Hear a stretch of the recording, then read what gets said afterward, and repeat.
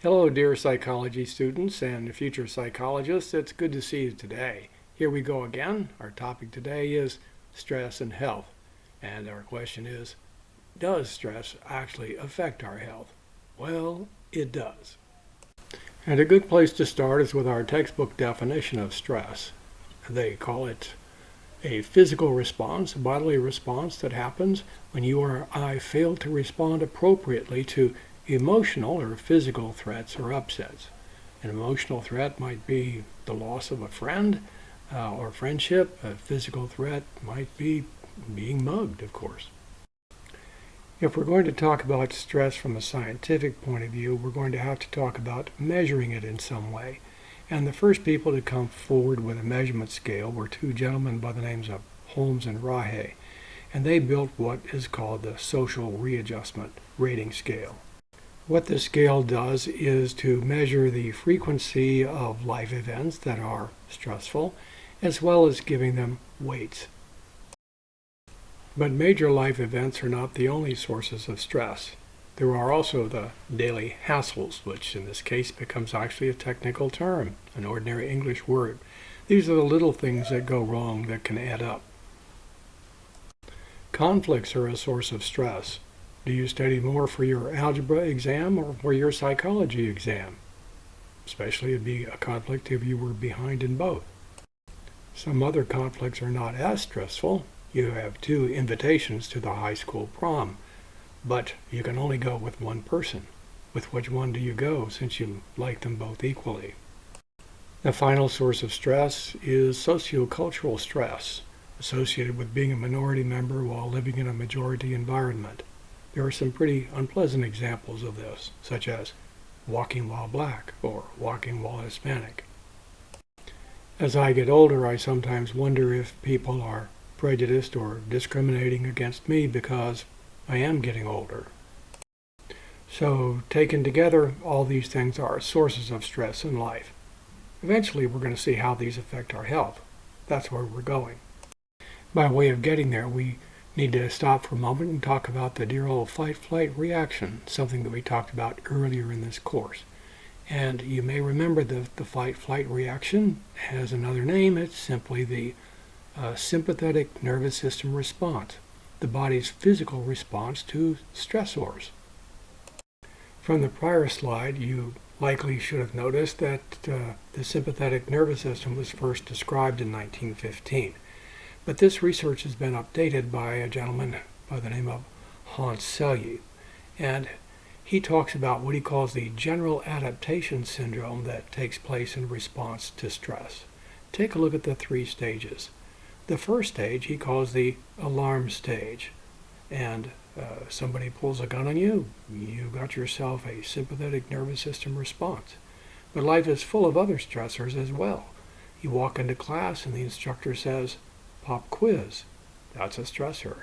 You walk down the hallway and there's your boyfriend or girlfriend. They're looking into some other nice-looking person's eyes and smiling and laughing, and you get jealous. Alarm stage. There are many things that can be stressors. But some stress is chronic. That means it's long-term, lasts a long time. Going to college, having a job, being married, raising children. Well, we have to cope with these things. They don't just go away. If we stay in some stressful situations for long periods of time, we may eventually become exhausted.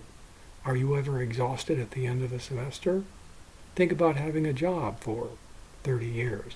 Do you think you might become exhausted at the end of it? What this next slide does is simply summarize in a picture or sort of a format what we talked about in the prior slide. Some stressor occurs in life, your life, my life. The first thing that happens is an alarm reaction. Uh-oh.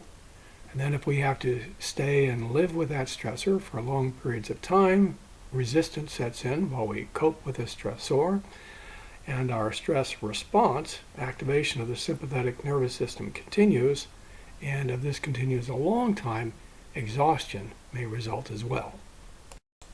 What we're doing with this, of course, is seeing the relationship between stress and health. Well, here's a heads up. When stress levels go up, your stress response level takes place. When stress increases, your immune system becomes less effective. The branch of medicine, the branch of psychology that studies the relationship between these two things, are interested in what's called psychoneuroimmunology.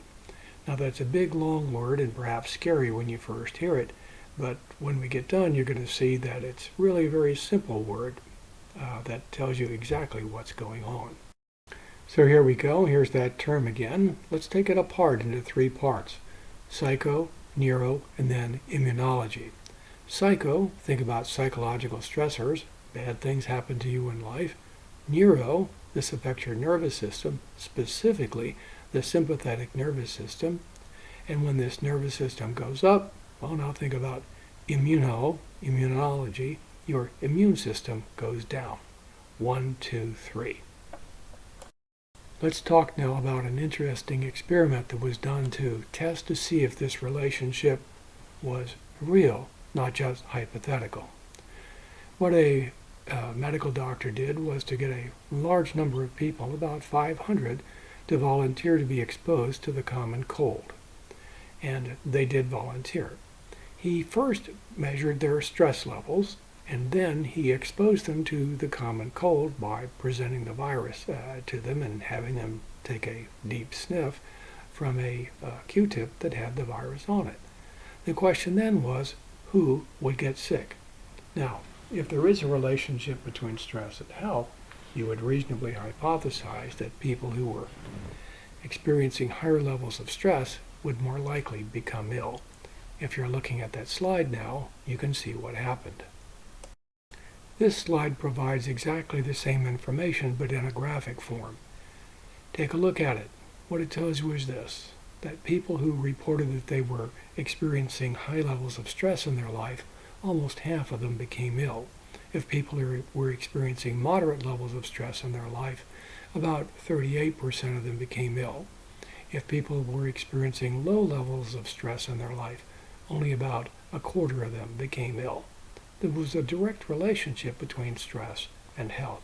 The higher the stress, the greater the likelihood that they would develop that particular cold that they were exposed to. So there was direct evidence for psychoneuroimmunology. Let's take a look at that term again. Psycho part, psychological stressors, life stressors, affects our neuro side, our sympathetic nervous system. And when the sympathetic nervous system goes up, the immune system goes down. So this is actually a wonderful word. Yes, what this big long word does is tell you exactly how it is that stress is related to health. Well, here's hoping that you found today's lecture interesting and valuable. Time for me to say goodbye now. Please have yourself a great psychology day. Bye.